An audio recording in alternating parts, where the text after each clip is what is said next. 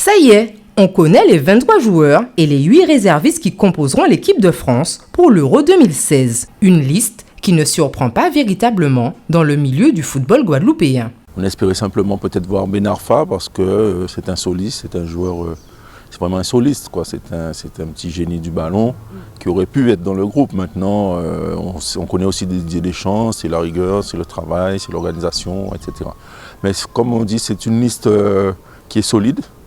S'il n'y a pas de surprise, ça veut dire qu'elle a été bien préparée, menée depuis longtemps, pensée, et que tout doit être bien dans l'ordre dans cette liste-là.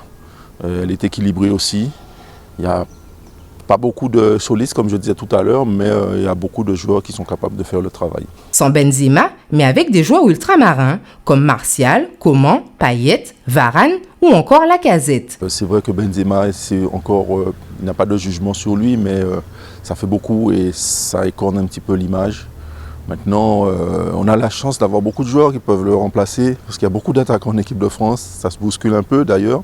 Et la preuve, Ben Arfa n'est pas pris alors qu'il aurait été dans la plupart des autres sélections nationales. Hein.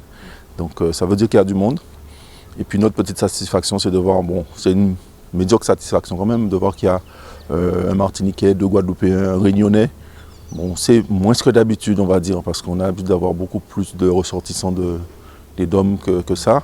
Là, ça n'en fait que 4. D'habitude, il y en a 5, 6, 7. Mais bon, au moins, il y a des jeunes.